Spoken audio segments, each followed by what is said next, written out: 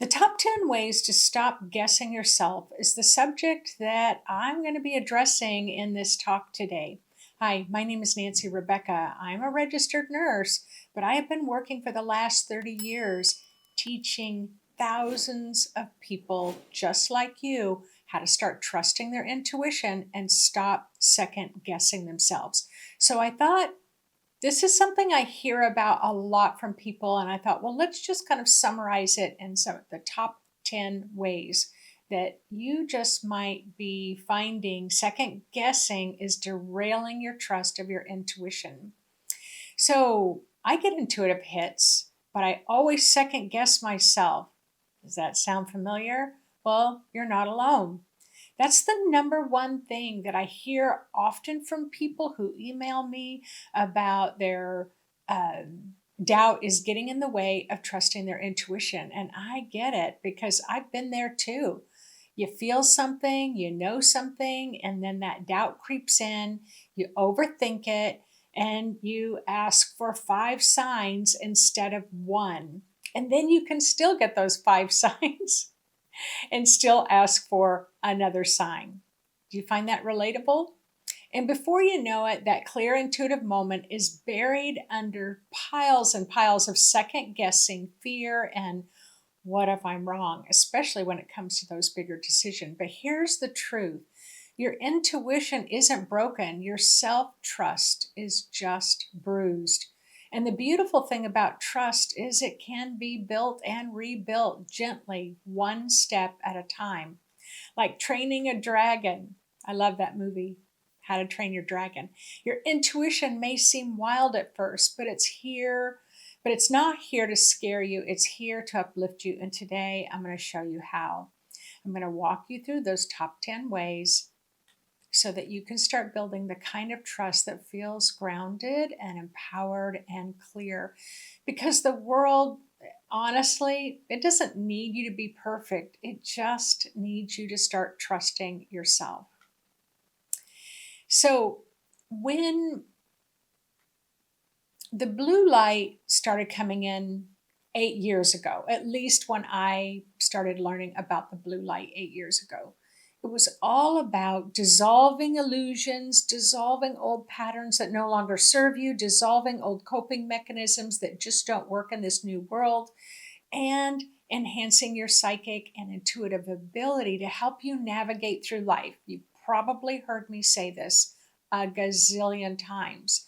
But here's the thing about awakening to the blue light: it's not happening overnight. I mean, that's very clear for those of you who've been kind of walking this blue light path with me for 8 years.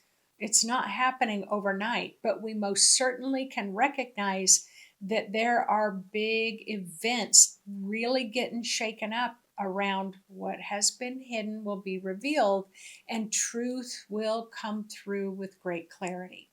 So let's start with these top 10 ways and see if you can recognize if you have just one or maybe you have all of the above. Okay, so number one, recognize your inner critic voice. Is there a voice inside of you that says, oh, you're probably wrong? Guess what? It's not your intuition, it is your inner critic. Most of us internalize a critical voice really early in life, and it may sound like a parent's voice or a teacher or societal expectations, but honestly, it's not your truth. The inner critic's job is to keep you safe, not intuitive. Its favorite tools: doubt, shame, and hesitation. And the first step to reclaiming your intuition is to recognize that this voice isn't higher knowing, it's just old, outdated conditioning. So, what's the action step that you can take to help kind of calm, put in the background that inner critic? And I do want to share with you, if I can just tell you honestly, in the 30 years that I've been doing psychic readings and I've been teaching psychic development, do you know that that inner critic for me personally has never gone away? It kind of drones on in the background. But what the difference is, For me, it used to be a loud screaming voice. And now it's so quiet that I actually have to pay attention to hear it. So it doesn't, it might go away for you, but it's never gone away for me. And I hope that that helps you to know that even you might always have that little voice, but you can train yourself to trust your intuitive voice and let that be the louder one. So, how about give your inner critic a nickname, something silly like Judge Judy, Captain Overthink? When it speaks up, call it by name and say, "Thanks for trying to protect me, but I've got this now." All right, number 2, know the feel of a true intuitive hit. Not every inner voice is intuition, but once you know what your intuition feels like, you never forget. True intuitive hits are fast, clear, and emotionally neutral. That's the biggie, emotionally neutral. They often arrive like a flash of clarity or a quiet knowing. In contrast, though, anxious thoughts are noisy, they're repetitive, they're emotionally charged. Learning the texture of a true hit, intuitive hit, is key. And many people second guess because they're misreading anxiety as intuition. So here's an action step that you can take. Write down 3 moments in your life where you just knew something and you turned out to be right. Describe how it felt in your body. Use this to build your intuitive blueprint. Number 3, don't confuse intuition with fear. So, if it's loud, if it's panicky or dramatic, I promise you, it's not your intuition. It's your fear wearing a disguise. So, fear is rooted in survival. It originates in the amygdala, which is often future focused. So, that amygdala is that part of the brain, it's kind of that emotional, reactive part of the brain that says, what if this goes wrong? Intuition, by contrast, is in the present moment. It's awareness, it's clear, it's often quiet, and it doesn't spiral out of control. The more trauma you've experienced, the louder the fear can become, and the more practiced you'll need to be in your discerning so that you will know what the difference is. So, for number 3, next time you get that strong feeling, ask, is this an expanded sense and feeling inside, or is this feeling causing me to contract? And fear contracts. Intuition brings a softer inner yes when it challenges, when it feels challenging to you. So, number 4, practice a 10-second rule. So you've all heard that, when you drop food on the floor, okay, the 5-second rule, if you could pick it up, you could still eat it. Well, here with intuition, we're going to talk about the 10-second rule. Your intuition whispers the truth, but your doubt waits in the wings. So the moment you get an intuitive hit, the countdown begins. Within 10 seconds, your logical mind will step in with counter arguments. And this is normal. Your brain wants consistency. Your brain wants safety. Your brain does not like surprises. And when you act quickly, write it down really quick, speak it really quick, take a small step towards that intuitive sensation. And guess what? That intuitive channel opens up. I often describe to my own students, it's like a roadblock on the train tracks where maybe some trees fell over it. That as you move down the tracks, as you're clearing that pathway to your intuition, you may have to clear a few trees out of the way. So what's the action step? Try this for 1 day. The next time you get a hit, act within 10 seconds. Even if it's small, like jotting it down on your phone, acknowledge it before the doubt starts rushing in. Number 5, Keep an I knew it journal. I would often actually write it on a calendar if I had a certain intuitive hit and I had a sense about when this intuitive hit was going to kind of unfold. I might write it in a calendar, definitely write it in a journal and revisit it later, especially when the intuitive hit feels like the craziest intuitive sense anybody could ever make up. And then when it happens, I can go back and I can notice the date that intuitive hit came to me. And I'm just going to squeeze in a little story here. So I got a call a few days ago from a friend in South Africa.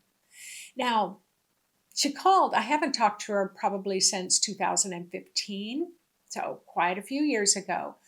But the reason why she called, she was all excited because she says, "Remember when you did a reading for me in South Africa in the year 2012?" And I said, "Well, I vaguely remember the reading, but I remember it was powerful and it was potent." And she said, "Yeah, do you remember?" I said, "I couldn't relate to anything that you were saying. And do you remember it just, the penny wasn't dropping? And do you remember?" I was just like, "No, no, no, I'm not getting it." And she goes, "Well, I just found that recording all these years later, 12, 13 years later." And she said, "And everything you said 12 years ago turned out to be 100% accurate." So, why did I get such a big kick out of that? Because when you feel intuitive or you feel psychic and nobody can relate to what you're saying, don't just be so quick to just scratch it off the list and say, "Well, nobody else is getting it, so I must not be getting it." Just know it might show up for you 12 years later. So write it in your journal so that you know. So even if it's small, jot it down, put it in your phone, acknowledge it all before that doubt rushes in. And your brain learns through repetition and reward. So when you track intuitive hits, especially the ones you dismissed, like the person I was reading did, you start seeing your intuitive accuracy in black and white. This builds trust. It shifts you from maybe I'm just making all this up to wow, I really do know things. So, and what's the action step here? Start that I knew it notebook or notation place on your phone. And each time you get a hit, whether it's right or wrong, record what you sensed, how it felt, and what happened, and review it weekly because nobody else is going to see that, just you. So it's all right. Just write it down. Number 6, heal the need to be right. This is one of the biggest that my students work with, where they want to be right and they want to be accurate and they want to be right spot on. And as they start to do it, all this perfectionism floods in. Your intuition does not need to be perfect, it just needs your permission to speak up. So many of us have learned that being right equals being safe, lovable, and accepted. So we hesitate to trust intuitive nudges unless we are 100% sure. But intuition is never about being right in the eyes of others. It's always about being in alignment with yourself. When you release the need for perfection, your intuitive channel expands dramatically. Dramatically. So, your action step is to say out loud, I give myself permission to be intuitive, even if I'm not always right. And then smile, you're human, and you are still deeply wise.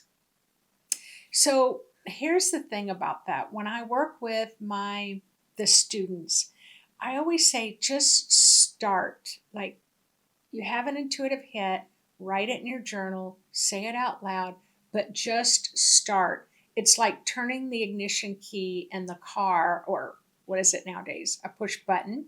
The engine starts up. So that's what your intuition wants. Your intuition wants you to just start. And after you open up those channels, it will really start to allow more intuition to come through.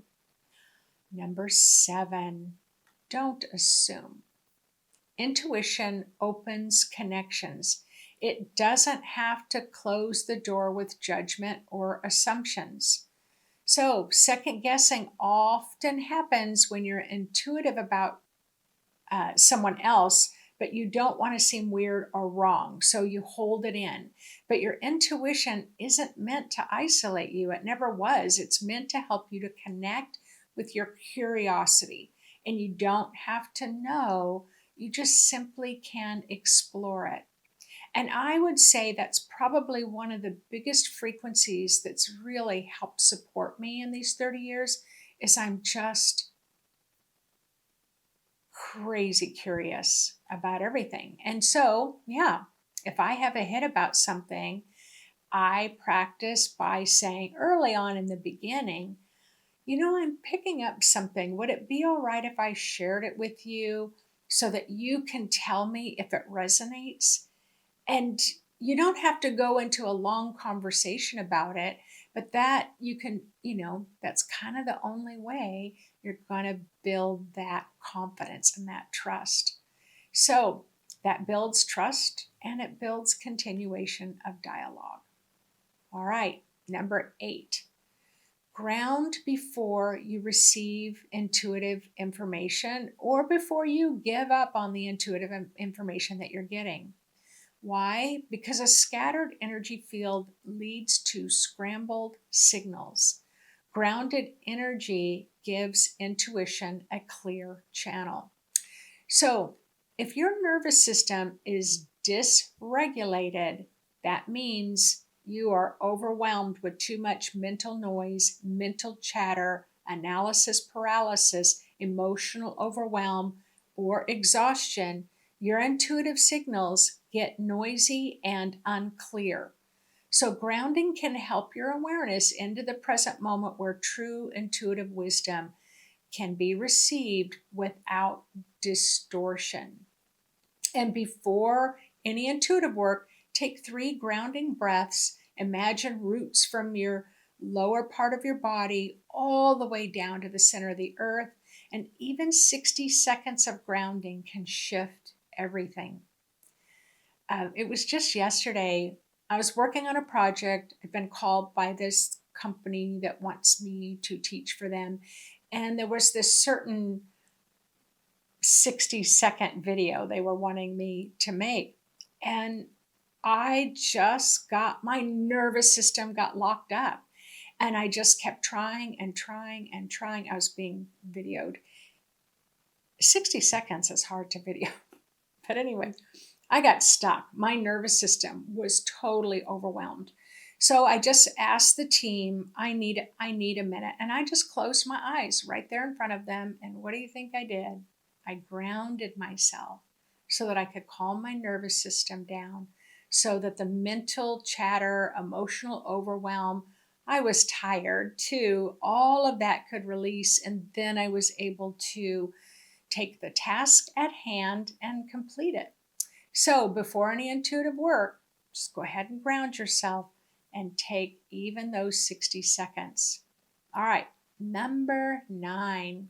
This is a big one. I would almost put this at the very top of your list, but I know it's not always possible for everyone. But surround yourself with trusting people. I call them trust builders. If you're always around people who question your intuition, it's no wonder that you question it as well. We are wired for co-regulation. If you grew up being told that you were too sensitive, you're too dramatic, or imaginative, very imaginative, and intuition is imaginative, then your intuitive knowing may have gone underground. Being around those who see and honor your intuitive gifts helps rebuild that part of you from the inside out. So, what actions can you take here? Just ask yourself, who helps me trust myself anymore? Spend time with them. And if no one comes to mind, find a new group or a new teacher who does. Our intuitive mind community and all of our students, they're crazy supportive for each other. So I always welcome you to join us. And number 10, this also, I have to remind myself sometimes it's not a test question. Spirit doesn't test you, it trains you. Your soul isn't setting you up to fail, it's coaching you to trust. Your spiritual intuition isn't a test, it's a practice. And if you miss a hit or second guess yourself, you're not being punished for it. You're being shown how to recognize the voice of your soul more clearly. So remember, every time there's a misstep, that's a part of refinement, not proof that you just are not getting it. So, how do you reframe it? You just tell yourself, I'm not failing. I'm in training. I'm training my intuition, and every step that you practice, it counts, and it counts a lot. Just like when I was talking about that movie, How to Train Your Dragon, which, by the way, is adorable if you haven't seen it, where the dragon and the human, had been mortal enemies based on generations and generations and generations of their family. They had the dragon slayers, and then they had the dragons. So there's this dragon, and they just built that trusting relationship. So in the movie, like when you watch it, imagine the dragon is your intuition, and you're going to learn how to start riding the back of your intuition and become one with it.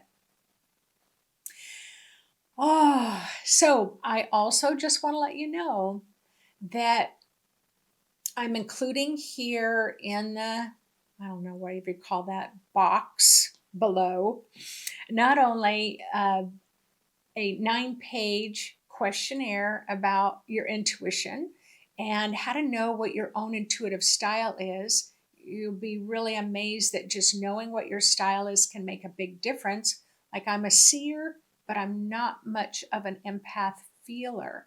So if I was trying to navigate my intuition by feeling everything, it just wouldn't show up very loud for me. But you might be a feeler and you wish you could see more. Well, if you're waiting around to see and you're not a seer, it's just not going to work for you. So I'll include that intuitive style questionnaire there. But the other thing I'm going to include is a guided meditation about the blue light, a little video teaching, so that maybe you can meditate a little bit every day with that blue light, which is all about dissolving that second guessing, dissolving the doubt, dissolving all the old patterns and systems that maybe cause you to shut your intuition down. And in the blue light frequency, you're going to be able to just start clearing that and enhance the clarity of your intuition. So thank you so much for joining me. And please put in the comment section, what is your favorite style of second guessing yourself? Now, I know that sounds crazy,